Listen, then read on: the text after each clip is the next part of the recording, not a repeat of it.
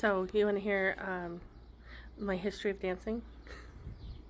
Okay, I'll tell you.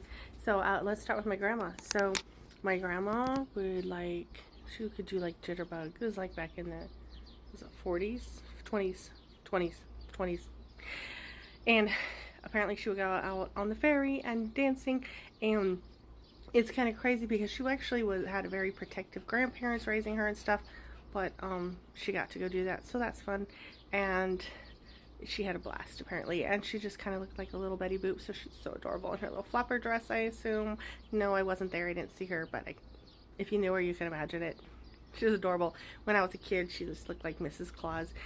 And then she lost weight, and we were a little disappointed, but that was good for her health, and she lived long. Anyway, so that was my grandma. Then my mom, her daughter, raised, as a child in the, see, she was born 44.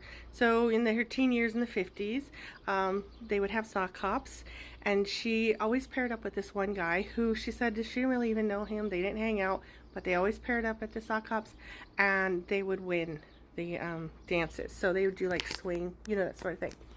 And so I was raised with a mom teaching us how to swing, and I'm really happy about that because we had so many things we were not allowed to do, but we were allowed to listen to the radio. And as far as our own music, tapes and stuff, it would have to be Christian rock, but there was a lot of good Christian rock out there. And then some of the places we lived, like Newport Beach, California, and a few other places, the churches often had Christian rock concerts and bands on the beach and stuff like that. So my mom would teach my sister and I, swing, mashed potatoes, twist, the cha-cha, that sort of things. And even if we weren't good at it and she wanted to do a little dance with us, she could just dance with you anyways. You didn't have to be good at it. She was good enough. and so I could do some of the dances, but I have to admit, I could do the swing with my sister because we knew each other and we knew how to make it look good. But otherwise, there was stuff my mom could do that I could not do. So anyways, my era, the 80s, breakdancing came out, and I loved it. And there was this park my sister and I used to wait for my parents at, and there was this guy that worked with my sister for a while who would come hang out with us, and he was a really good break dancer. So he would teach us moves, and he taught us the worm, and of course pop and lock, and stuff I don't know the name of. And so I thought I was really good. You might know where this is going. Anyways, and then what really boosted my morale was at school, because I was going, during that era, I was in 7th grade, and I got to go to public school, and I had made friends, and I was in music class or something, and a lot of times we'd end early, so the teacher would just put on music and everybody would just go hang out. So me and my friends found this spot where we could breakdance, and some of them were actually taking breakdance lessons and were not learning anything. So I would teach my friends the moves I was learning, and I just thought that felt good. I mean, I don't think I thought about how it felt good, but it did feel good. And yeah, so I was just a really great breakdancer. Okay, and then I went and worked at this camp, and there was it was a Christian camp, and we had different groups come up. And this one group oh my gosh, the best groups were the ones that were from a facility nearby that was for mentally handicapped people. And they were, besides them being so fun, because they really don't have a lot of inhibitions, they just have fun, and sometimes some of them were a little scary, but it was okay. And the one girl who would hug you to death, you felt you were going to die when she hugged you, but she loved you so much and you could not say no to her. Anyway, so they would have amazing talent shows. The counselors would just no bars hold. They would just have the craziest, they'd put on skits that were just hilarious. And so this one night they had a bunch of music and it was dancing, and so I was showing off my breakdancing moves because I was a good breakdancer.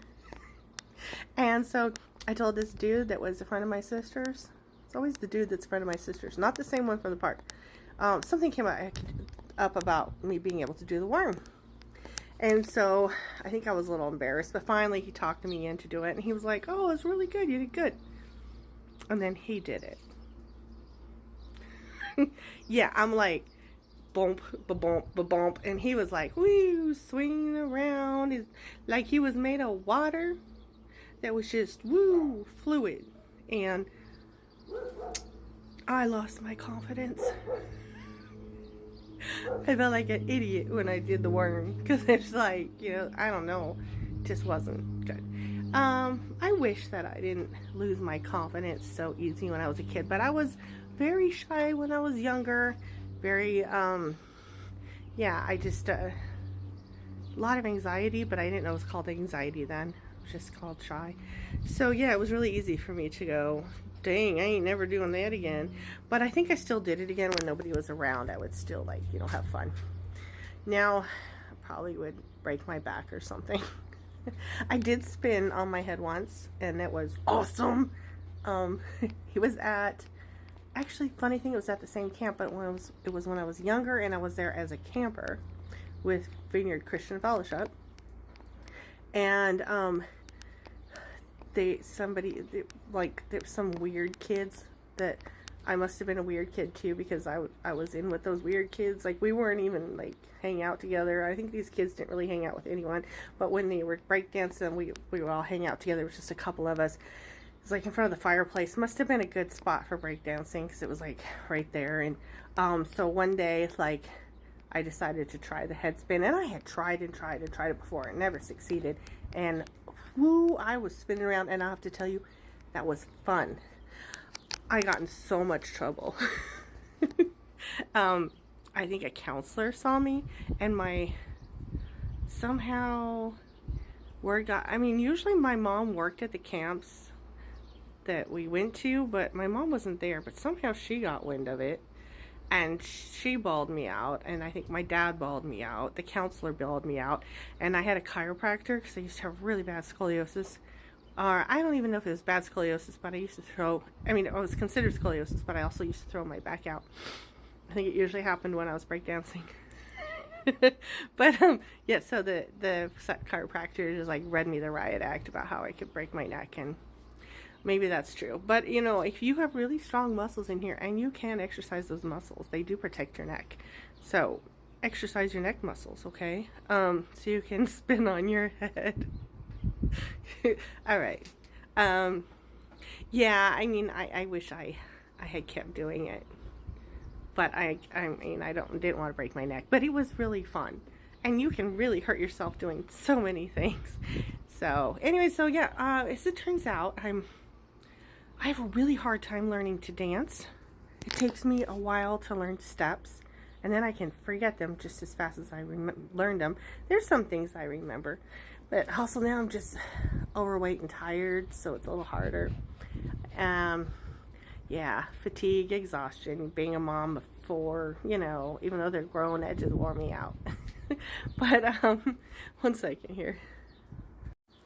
All right, real quick, I'm running out of time, because I'll try to go with the limit on here. 10 minutes, I think. All right, so I did take a class in college called musical comedy. It was at the community college in San Diego, and we had to put on a production for part of the class. So we picked a Gershwin review of George and Ira Gershwin's music, and so we had to dance to it. And one of the dances was just me and this guy that I was always paired with, and the older couple that were in the class. They were quite a bit older, and they did look really frail, but they were not. And so we sang Sweet and Low Down, and then the couple at first, then we were like, it's like a little skit. We were showing the couple how to do it, But then after we do some of the swing dance, the two of them got up and they had like canes, and they were old people pretending to be old. It was great. And then they just dropped their canes, and then they totally jitterbugged, and it was amazing. And like, it was everyone's favorite, and I felt really privileged to be a part of that. And not long after that, the man actually passed away. So yeah, it was like such an honor to be part of that. But it took me forever to learn that dance with that man. For the production, I got it though. And he was so frustrated with me trying to learn it. But I don't know, something about when my nerves hit, nailed it.